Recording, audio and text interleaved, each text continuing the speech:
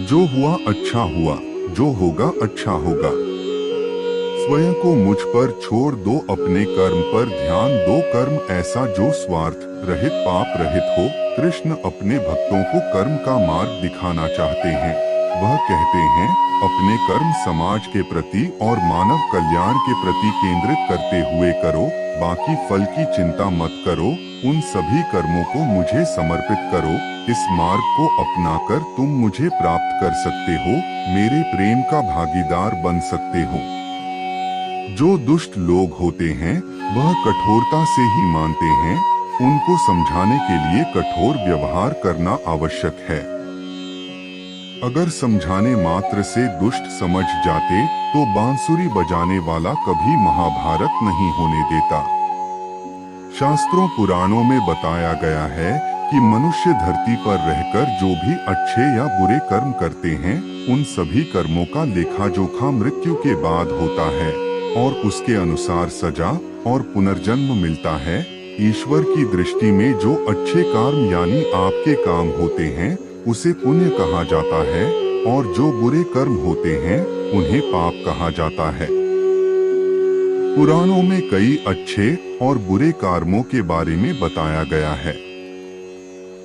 गरुड़ पुराण और कठोपनिषद में तो यह भी बताया गया है कि मनुष्य को अपने पाप कर्मों के कारण मृत्यु के बाद अलग अलग तरह के पापों के लिए कौन कौन सी अलग सजाएं दी जाती हैं।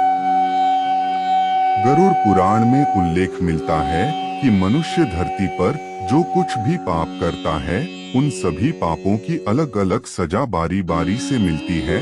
यम के न्याय में किसी भी पाप की सजा से बचा नहीं जा सकता है। गरुड़ पुराण में बताया गया है कि परस्त्री पुरुष संबंध रखने वाले को लोहे के गर्म सलाखों को आलिंगन करवाया जाता है। जो पुरुष अपने गोत्र की स्त्री से संबंध बनाता है उसे नर्क की यातना भोगकर लकड़बग्घा अथवा शाही के रूप में जन्म लेना पड़ता है।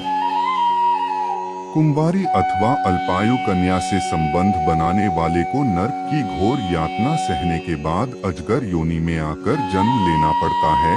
जो व्यक्ति काम भावना से पीड़ित होकर गुरु की पत्नी का मान भंग करता है, ऐसा व्यक्ति वर्षों तक नर्क की यातना सहने के बाद गिरगिट की योनि में जन्म लेता है। मित्र के साथ विश्वासघात करके उसके पत्नी से संबंध बनाने वाले को यमराज गधा की योनि में जन्म देते हैं। लेकिन व्यभिचार और धोखा देने से भी बड़ा एक पाप है जिसकी सजा कठोर है। महाभारत के समय एक व्यक्ति ने ऐसा पाप किया था, लेकिन आजकल बहुत से लोग ऐसे पाप करने लगे हैं। जानिए वह पाप क्या है और इसकी सजा क्या है। भगवान श्री कृष्ण ने दृष्टि में जो सबसे बड़ा पाप है वह है भ्रूण हत्या। महाभारत युद्ध समाप्त होने के बाद जब द्रोणाचार्य के पुत्र अश्वत्थामा ने उत्तरा के गर्भ में पल रहे बालक परीक्षित पर ब्रह्मास्त्र का प्रयोग करके उसकी हत्या कर दी, तब भगवान श्री कृष्ण सबसे अधिक क्रोधित हुए थे। श्री कृष्ण ने उस समय ही यह घोषणा कर दी थी कि अश्वत्थामा का पाप सबसे बड़ा पाप है, क्योंकि उसने एक अजन्मे बालक की हत्या की थी। श्री कृष्ण ने इस पाप की सजा स्वयं अश्वत्थामा को दी थी। श्री कृष्ण ने अश्वत्थामा के सिर पर लगा चिंतामणि रत्न छीन लिया और शाप दिया कि तुमने जन्म तो देखा है लेकिन मृत्यु को नहीं देख पाओगे, यानी जब तक सृष्टि रहेगी तुम धरती पर जीवित रहोगे और कष्ट प्राप्त करोगे। भ्रूण की हत्या करने वाले के लिए सबसे कठोर सजा निर्धारित है और ऐसे व्यक्ति को कई युगों तक इस सजा का दंड भुगतना पड़ता है।